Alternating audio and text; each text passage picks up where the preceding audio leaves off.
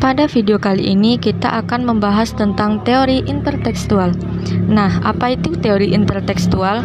Intertekstual adalah sebuah pendekatan untuk memahami sebuah teks sebagai sisipan dari teks-teks lain. Intertekstual juga dipahami sebagai proses untuk menghubungkan teks dari masa lampau dengan teks masa kini. Suatu teks dipahami tidak berdiri sendiri. Suatu teks disusun dari kutipan-kutipan atau sumber-sumber teks lain.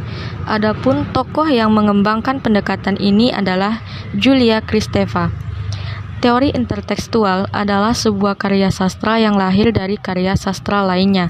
Pada awalnya, karya susastra hanya mengenal tentang orality atau rakyat, dan belum mengenal karya sastra yang tulis tangan. Seperti halnya yang semulanya novel diubah dalam bentuk film, ataupun sebaliknya. Terdapat 3 proses dalam pendekatan ini, yaitu yang pertama, proses pengurangan, di mana ada kemungkinan ada yang dikurangi. Yang kedua, proses penambahan, di mana kemungkinan ada penambahan, dan apakah memiliki pengaruh terhadap karya tersebut atau tidak. Yang ketiga yaitu variasi baru, seperti munculnya nama, tokoh baru, dan lain-lain.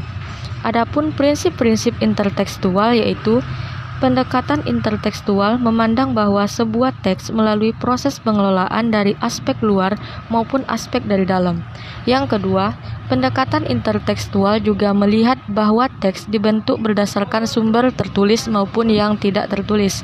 Sebuah teks juga tidak dapat dipisahkan dari motif penulis.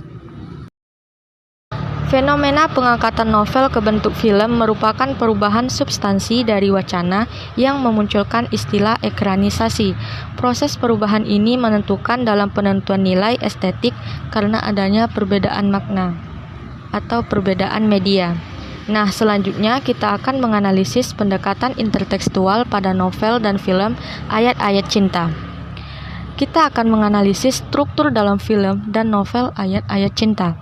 Yang pertama yaitu alur dalam novel dan film ayat-ayat cinta.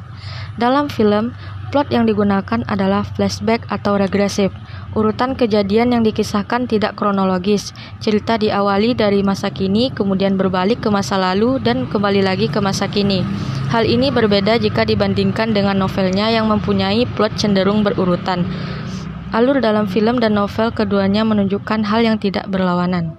Film yang diterbitkan belakangan setelah novel sepertinya mengikuti secara tekstual jalan cerita dan jalan peristiwa dalam novelnya. Film ayat-ayat cinta ini digarap dengan persetujuan dari penulis asli novelnya, yaitu Habibur Rahman El-Shirazi, sehingga konsep alur tentu saja tidak melompat jauh. Perbedaan novel dan film ini lebih terletak pemotongan beberapa peristiwa kecil atau dialog kecil dalam film. Penambahan dalam novel disebabkan karena pemaparan dalam novel harus lebih detail dibandingkan film. Selain itu, dalam film terbatas durasi waktu, biaya, sehingga peristiwa dibuat seefektif mungkin dan dipilih sesuai dengan peristiwa yang diinginkan. Yang kedua yaitu tokoh dan penokohan dalam novel dan film ayat-ayat cinta. Adapun tokoh-tokoh sentral dalam film dan novel ini adalah Fahri, Maria, Aisyah, Naura, Syah Ahmad, Ibu Maria, dan lain-lain. Fahri ini merupakan tokoh sentral dalam cerita ini. Dalam film, penonton tidak akan langsung mengetahui sikap dan pribadi Fahri dengan jelas, sedangkan dalam novel, pribadi dan sikap Fahri langsung bisa diketahui oleh pembacanya. Pada hakikatnya, perwatakan tokoh-tokoh dalam novel dan film hampir sama. Perbedaannya terletak pada cara pendeskripsiannya. Dalam film ditampilkan tokoh-tokohnya secara langsung dan visual.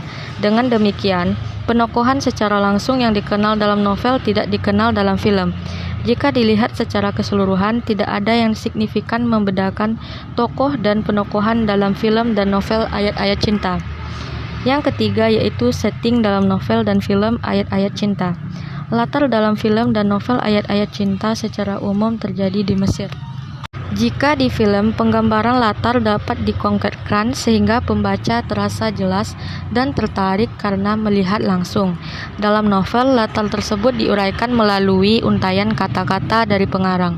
Hal inilah yang menyebabkan kata-kata dalam novel cenderung mengalami penambahan.